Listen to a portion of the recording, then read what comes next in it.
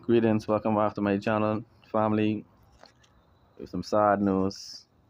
Apparently, one of our elders, Jesse Jackson, has recently passed away.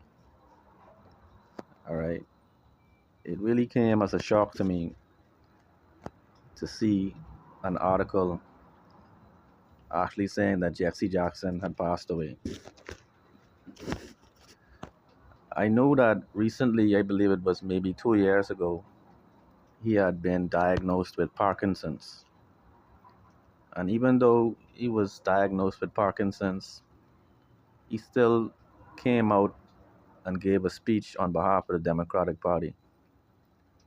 He was still very articulate, he was still very wise, and the years had done nothing to diminish his intellect and his powerful dialogue. I've always had respect for Jesse Jackson over the years, and I always looked at him as a champion for civil rights. I know that sounds cliche at the moment, but there are very few people whom that label fits, and Jesse Jackson is one of them. He was an actual champion for civil rights. He was a brother that worked along with the likes of Martin Luther King.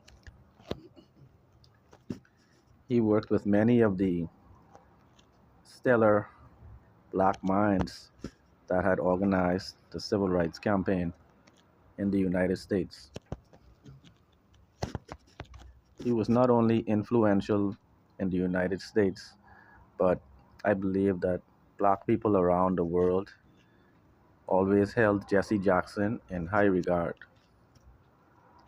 Um, for a long time, I was under the impression that he was the first African American to launch a national campaign for the US presidency. But I recently found out that prior to Jesse Jackson, Shirley Chisholm actually launched a campaign for president in the United States. I also found out that he actually had two um, campaign runs for president. Apparently, Jesse Jackson ran for president in 1984 as well as 1988. And so it's not an understatement to say that he paved the way for the likes of Barack Obama. Um, he was one of the persons that made a black president seem like a goal that could be reached. You know, when he did it on a scale, on such a scale that many persons believe that he could have gotten it done in the 1980s. And you can imagine that he ran for president when racism was still very obvious and out in the open, right? And as a matter of fact, it was race that actually sabotaged this campaign.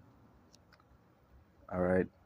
If you can recall, there was a spoof on SNL in which Eddie Murphy actually he sang a song, and the song was "High Me Town."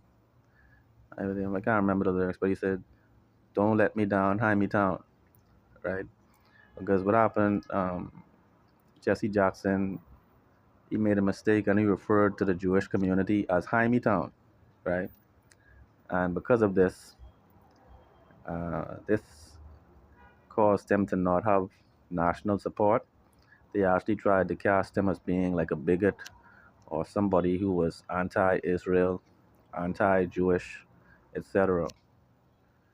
But if you know anything about Jesse Jackson over the years, you would know that he was a brother for all people. Yes, he stood in the gap for the black community, but he was not afraid to work along with other races. As a matter of fact, this is what allowed him to be like the first crossover activist. He was the first of his kind in the sense that he managed to make a transition from a revolutionary speaker, revolutionary thinker, to actually become a part of the political process in America. All right, Jesse Jackson was not a token Negro. Jesse Jackson actually represented the black community, and he also went into politics so that he could represent all races in America.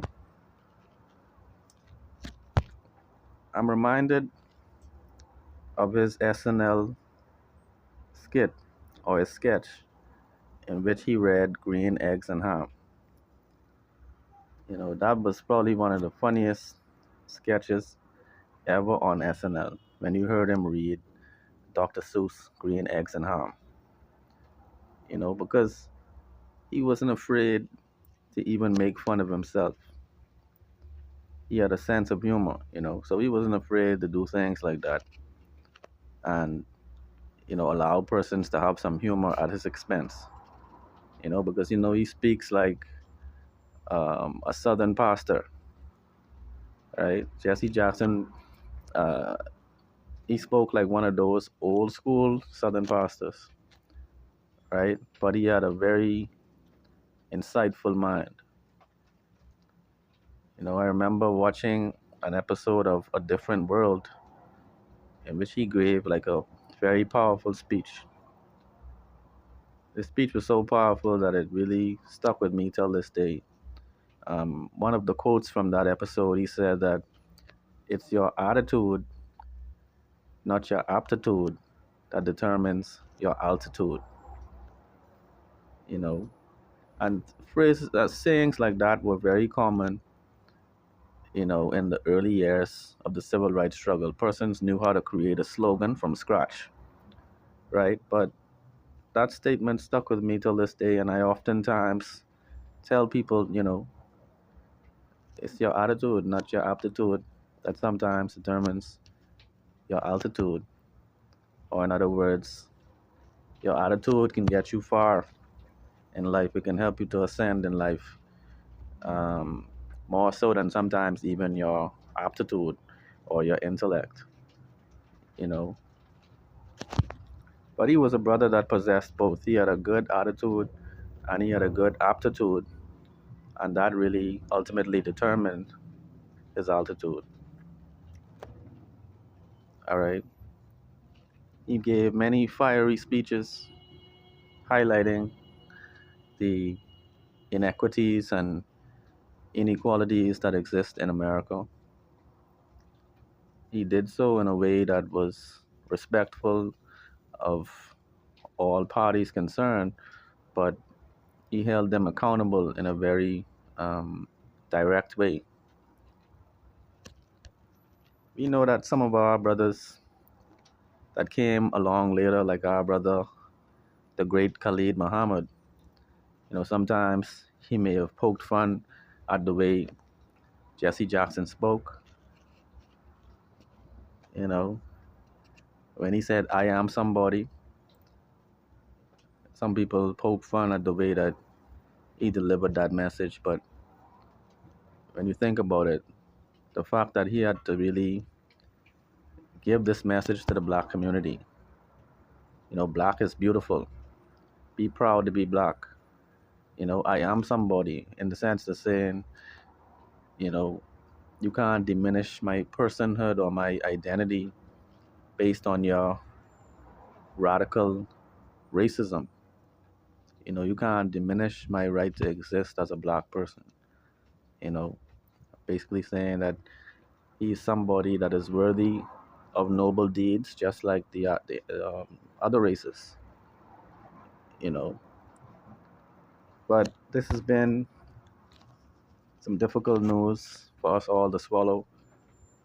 We know that this has been one of our icons, one of our legends. You can't even mention civil rights without mentioning his name. You know, And, he's been probably criticized for walking the line, not being too far to the left, not being too far to the right with regard to the black struggle.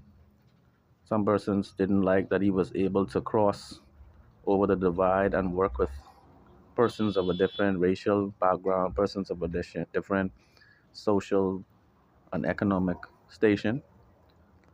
But I believe that this was one of the many qualities that defined who Jesse Jackson was.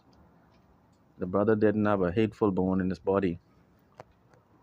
Um, Even till this day, his endorsement was still very valuable to the party which he represented all his life. The Democratic Party didn't deserve a Jesse Jackson. Neither party really deserved somebody of the caliber of Jesse Jackson. Because it can be said that both the Democratic and Republican Party and their supporters have at one point been guilty of racism, right? But he took a stand with one particular party, and he always stood on the right side of history. In my view, he always stood on the right side of history. He always stood on the side of the oppressed. He always spoke life into the black community, encouragement into the black community, you know. And so this is a great loss. It's a loss we can't even quantify because we don't have Jesse Jackson anymore. That is something that I think um, has not quite set in the black community. But at one point, we're going to look back and realize that we had one of the champions of civil rights right here with us. And he didn't have any stains on his name. Many people are going to stand up and act like they were um, working along with Jesse Jackson all their life, but Jesse Jackson didn't have any stains on his credibility or his integrity. Some of our civil rights greats were found out to be confidential informants for the United States government and for the FBI. But we're not going to go there today. But my point is, they couldn't find any smut to put on Jesse Jackson's name. All these years, he lived to the ripe old age of 84.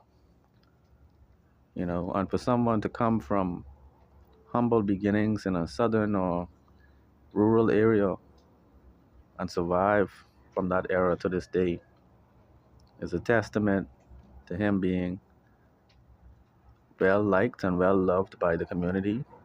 And also, he's a person who was resilient and was able to survive some of the most intense racism in history. All right, and so I would like to say my sincere condolences to Jesse Jackson and his family. Rest in power, rise in power to our icon, to our elder. And I hope that someday, somehow, our people will be inspired to rise to that level of greatness. You know, it's regrettable that movements like FBA or some of these other leaders have now started to undo some of the progress that these great icons have made in terms of the advancement of all colored people. You know, he wasn't a person who just represented black Americans. He represented black people worldwide because we are all encountering a similar struggle. And so, family, before this video gets too long, I would like to say once again my condolences to the family of Jesse Jackson. And indeed, my condolences to the black community because we all lost someone. It wasn't just the Jackson family. We all have lost a giant of an activist, a revolutionary, and a political figure who paved the way for there to be a black president in the person of Barack Obama. All right, family. I didn't know I had all of this to say today, but you know, over the years, as I've said, I always had a great deal of respect and admiration for Jesse Jackson. So, family, let me know your thoughts in the comments below about all these dynamics. One love.